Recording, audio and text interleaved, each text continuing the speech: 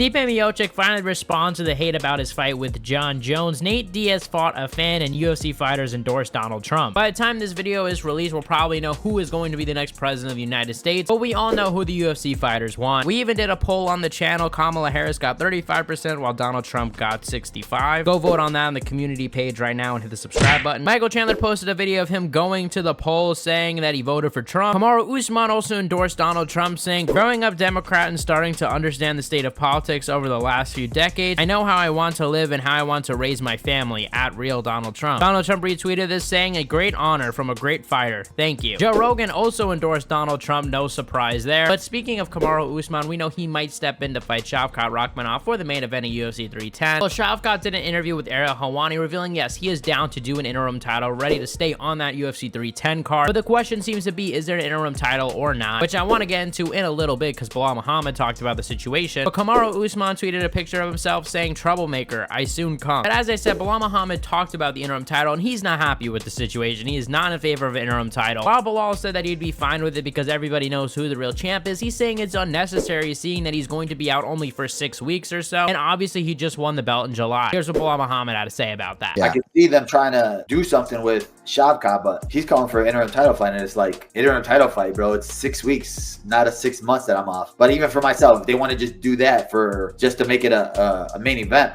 I mean, I don't really care about it if they want to make an interim title fight, regardless, because they know who has the real belt. Look, honestly, I don't really mind. The interim title, like, it doesn't really make a difference for Belal. If anything, it just helps the winner of Shavkat versus Usman, and I think that they should at least throw something in there for Usman to compete, as well as Shavkat too. And let's be honest, the interim title is just going to be an excuse so that there's a big headline or pay-per-view where there's a title on the line. But I think that most likely is going to be the solution here. I think right now the question is if there's an interim title or not. But I think Shavkat Usman does seem to be in the works right now. I think that's all but confirmed. Also in the news, this video of a UFC cameraman is trending because he just has the best job of all time. Yeah, basically there's this clip going around of this UFC cameraman, you know, witnessing in real time, just filming the Alex Pereira KO of Jamal Hill.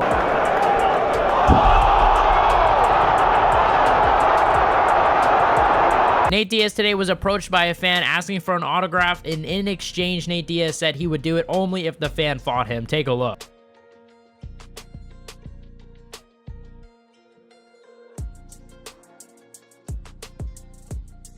Jorge Masvidal is in the news now that he is being signed to Ali Abdeliziz management company. We haven't seen Jorge Masvidal since he lost to Nate Diaz back in June. But Jorge Masvidal came out with the announcement that he is switching managements, right? He is switching to Dominance MMA, which, you know, the head manager there is Ali Abdeliziz, obviously one of the biggest managers in MMA. But I'm very confused by this because it seemed like he had a really good relationship and a long-time relationship with his other management company, First Round Management. So I'm curious to see what exactly went wrong there. Like, what was the reason for this new signing? It does seem like that Jorge Masvidal is going to return in March on that Miami card. That is what the word is going around. I think Kevin Holland and him would be a great fight. That's just my opinion, especially after their beef from last time. But finally, Stipe Miocic responds to the hate about him fighting Jon Jones. Stipe and Jon are fighting in 10 days, and yes, nobody has pulled out of the fight, so let's just, you know, let's just pray here nobody pulls out there. There's no crazy incident in the next 10 days. So far, this fight is going ahead in New York City at MSG, and Stipe has been pretty much quiet since that fight with Francis Ngannou like over 3 years ago. Yeah, he hasn't really said much, hasn't really done much interviews, except for now this week he has done an interview talking about, you know, the fight coming up, talking about some other stuff going around in the heavyweight division. Stipe even talked about Francis Ngannou, you know, saying he wished him well, even though they were 1-1 and could not finish their trilogy, and also talked about the quote-unquote retirement talk, saying he feels like he wants to retire after every fight, so who knows, he'll see later on. So maybe that leaves the door open. If he beats Jon Jones, maybe he does fight Tom Aspinall. I don't think that happens, but hey, the door's a little bit open now. But he also talked about the fight between Tom Aspinall and Jon Jones, obviously a massive controversy with most fans wanting to see Tom Aspinall versus Jon Jones, but Stipe disagrees, saying that the fan base would much rather see Jon Jones versus Stipe Miocic. Here's what he had to say. Yeah, I believe so. I think people want to see that. I think a lot more people want to see the fight than